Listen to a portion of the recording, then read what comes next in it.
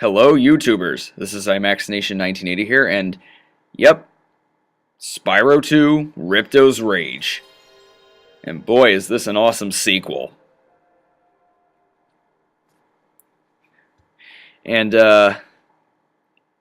they stick to the tradition of having the Insomniac logo be on a sign and somebody moving it or somebody doing something with it.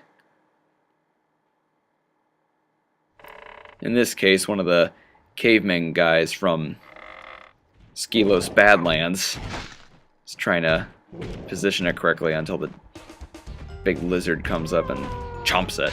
And of course, as you can hear, the music is very reminiscent of the first game. Stuart Copeland stuck to what made the music so great, while reinventing it with fresh new spins. So it doesn't repeat what made its predecessor great. Cutscene time.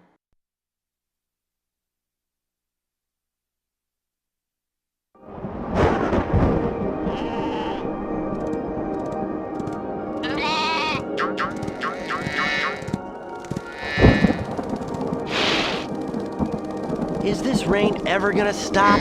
I've forgotten what the sun looks like. We should go on vacation. Somewhere warm, somewhere sunny. Dragon Shores!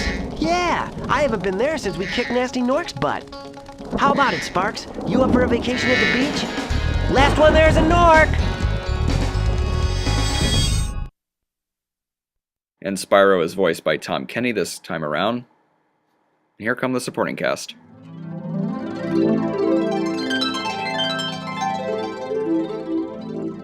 Is it working, Professor?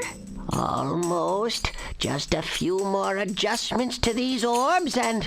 Maybe this isn't such a good idea. Bringing a dragon here could just make Ripto angrier. Calm down, Hunter, and stop fidgeting.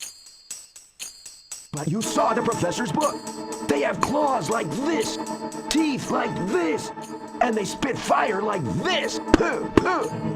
They sound much more dangerous than Ripto. That's exactly the point. A dragon is our only chance of stopping Ripto, and you know it. It's working! It's working! I've got a dragon! Whoa, rough landing. Hi, which way's the... beach? Hey, stop staring. Haven't you guys ever seen a dragon before? You're a dragon? You got a problem with that, pussycat?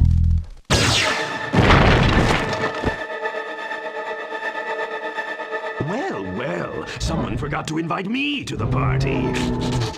Were you trying to keep something from me? A dragon? You brought a dragon to Avalar? I hate dragons! Yeah!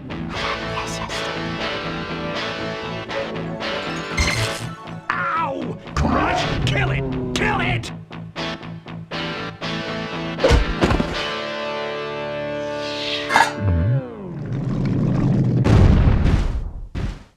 Go! You imbecile! You ate my scepter! I'll deal with you later! Who is that jerk? That was Ripto, and we have to get rid of him. He's causing all sorts of trouble around here, but I haven't got time to explain. Here, take this magic guide to Avalar. It'll help you begin to understand our worlds. Right now, I have to follow Ripto and see what he's up to. I'll meet you in Summer Forest, okay? Hey, wait a minute! How do we get ourselves into these messes, pal? So that whole opening sequence packed more of a story than Spyro the Dragon. It's a lot more compelling, and there's, more dialogue this time around. Here we go, Glimmer. Hi, Spyro! Welcome to Glimmer! Unfortunately for us, a mob of lizards just showed up and started stealing all of our gems. Can you stop them? And the levels have locals, so that's good. As I said about Spyro 1, all you had were the dragons and the fairies, but at least these different levels, they have like locals, villagers, or communities. It's really interesting, and they have their own dilemmas. You gotta help them, participate in missions. The levels are a lot more fleshed out this time around. As a result, it's a lot more fun. A lot more variety, and one of the great things about this game is that you can't get everything on the spot. In Spyro 1, you can complete every level. You can get all the gems, you can free all the dragons, but in this game, you can't get everything just yet. Sometimes you have to go back to these levels, some of these levels, and do some challenges, because there are a few things you have to learn along the way, like learning to swim, learning to climb ladders. This level actually has a ladder, and you can't do the challenge because you don't know how to climb a ladder. Even though it's common sense, really, but nope, you have to learn it. And of course, the music, it's a lot like the first Spyro, but again, it's different, like I said earlier.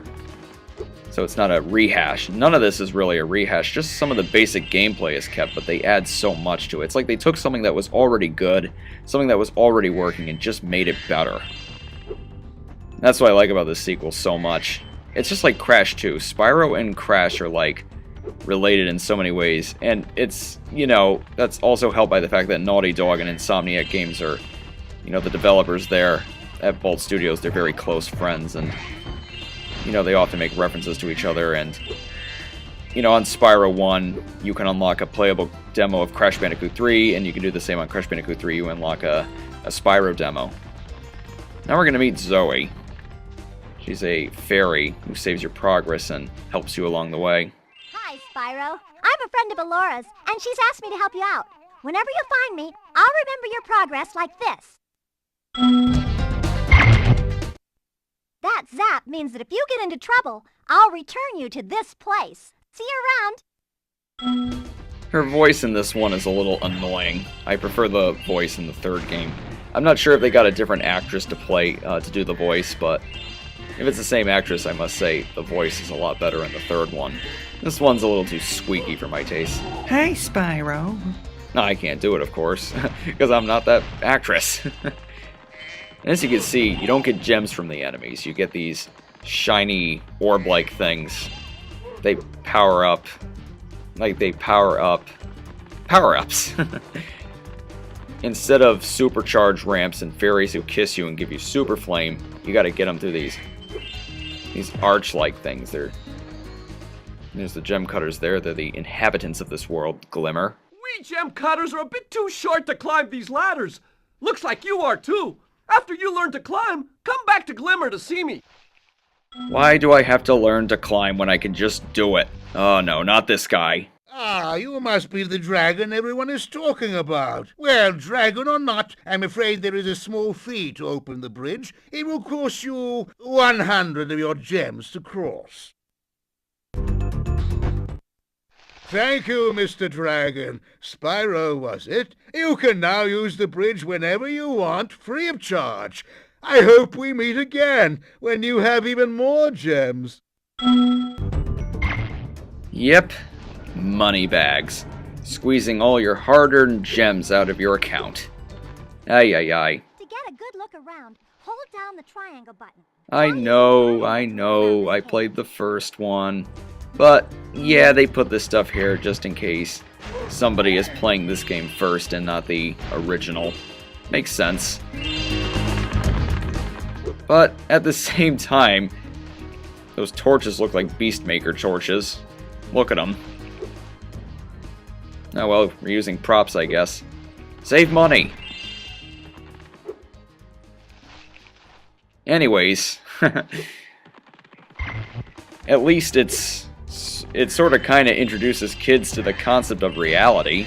You get money? Well good, you're gonna have to pay it up. Get used to it. Spyro, thanks for helping us fight off the lizards. Please take this talisman of Glimmer as a sign of our gratitude. Talismans. Shiny, lovely objects.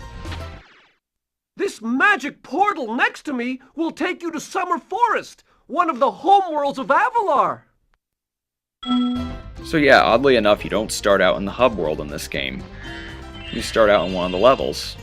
They didn't do this for Spyro 3, though.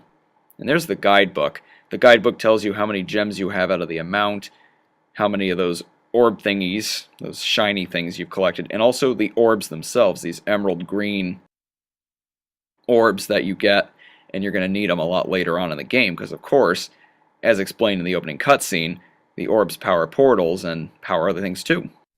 Ah, I made a little mistake. Those shiny orb-like things are actually called spirit particles. Well, according to the wiki. I should know this, though, being a fan of this series, but I never gave those things much thought. But yeah, you flame the enemies, you get those particles, and you use them. See those two pointy things there? It's like an arch of sorts, like a little station. It powers up, well, a power-up. And Super Flame is one of those power-ups, Super Charge, and also Flight. We'll get to that mission later. These gem cutters are essentially kangarats. I think that's what they're called, actually. Or no, they're called gem cutters in the dialogue boxes.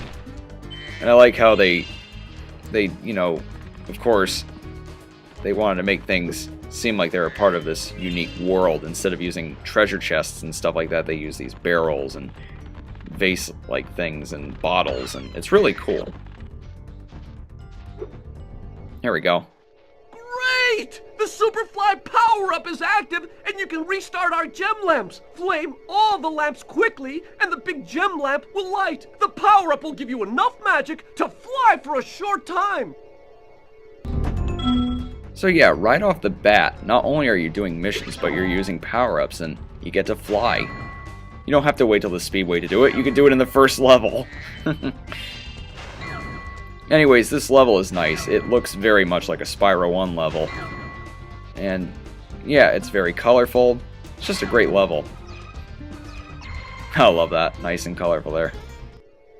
Thanks for helping me light the lamp, Spyro. A fairy gave me this orb, but I like gems better. You take it instead. Yeah, a lot of the time when they give you the orbs, I don't need this, take it. So yeah.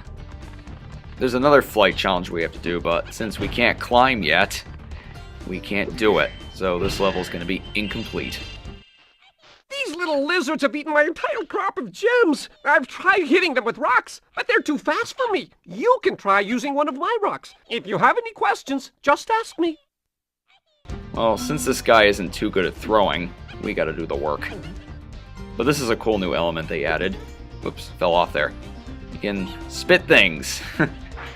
These lizards are easy to get for the most part. Nice shooting. Follow me to the next lizard. I mean, from the first level, the improvements are there. They're right on the surface.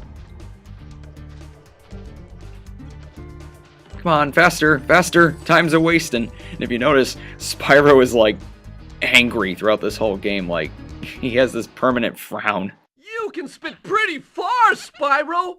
See if you can spit all the way to that lizard! Yeah, he's just basically telling you what you can do, but I already know this stuff. I'm using the aim thing, even though I don't really need to, but hey, I'm so used to using the aim feature. Ah, and thanks to that new hover move, I was able to get up onto that platform. It's really, really helpful. It's one of the best additions in this game. And then when you go back and play Spyro 1, it's a little bit frustrating because sometimes you might tap the triangle button expecting to hover. Alright, and let's... Okay, where is he? Did we leave him behind? Oh, there he is. To hit that lizard up high, Bouncer. you'll have to aim. Press and hold the triangle button to aim. Then press circle to spin. These lizards return in the third one. You have to chase after them with a skateboard. In the first level, no less. Sunny Villa. Yeah. With each game, they added all this variety. Like in this game, you already can do a lot of things. But in the third one, you can skateboard. Now, I don't know if they were throwing that in there just to, you know, be cool. You know, because Tony Hawk was all the rage at the time. Ah, yes, the good old days. Tony Hawk's Pro Skater. Collecting all those VHS tapes or whatever. I think they were VHS tapes. And, yeah, the good old days. But yeah, even though I'm not really into skateboarding, I never really was when I was a kid, I still love those games. My next door neighbor, he had Tony Hawk Pro Skater. I think he had it for Nintendo 64, and oh my god, we just played that all the time. It was so much fun. Actually, funny thing, speaking of this neighbor, he introduced me to Spyro 2. I didn't even know that there was a Spyro 2, because at the time I knew of Spyro 1 and Spyro Year of the Dragon, and Year of the Dragon, like if you look closely, you could see like a 3 in the logo, but I didn't know it was the third one. I just assumed it was the second one or something. And then he had Ripto's Rage, and I'm like, wait a minute, what's this one? Is this the third? Oh, it's the second one. There was a Spyro 2, so I have Spyro 3. Because it's just Spyro Year of the Dragon, and I never really paid attention to those little details. Or maybe I did. But yeah, I was exposed to this game thanks to him. And he was the one with the Nintendo 64, I was the one with the PlayStation. Yeah, I was not a Nintendo 64 kid, I owned a PlayStation, and a Sega Dreamcast. But that's okay, most of my friends and my cousins, they had Nintendo 64s, so... yeah, I played enough Nintendo 64 when I was young. Yay! You saved my crop of gems from the lizards! Here, take this orb. Some girl with wings... Who would have thought lizards were such gem thieves? Ooh, shiny! Shiny! That's what I love about the items in the Spyro games. They're so colorful, you want them in real life. I mean, look at those orbs. Don't you just want to hold a real one? Oh, those gems, wouldn't you just want a whole pile of them? Or should I say gushers? And watch, I can get this lamp up here, but not going to be able to flame the other ones.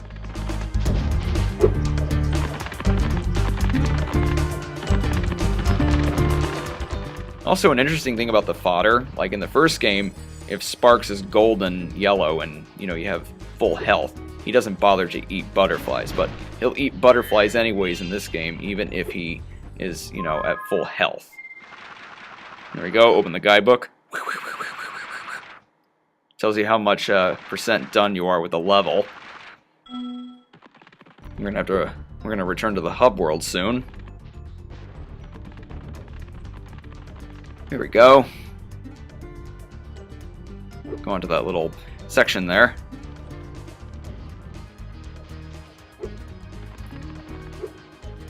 But yeah, Spyro has this permanent scowl on his face. He's pissed off. I mean, I would be too if I was denied of my vacation that I wanted to take so badly. Especially after doing all that hard work.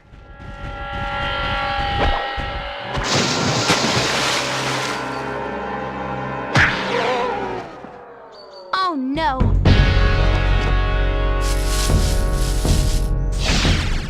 Oh, hello. We didn't get a chance to introduce ourselves before. My name is Alora. Hi, I'm Spyro. What are you, some kind of goat?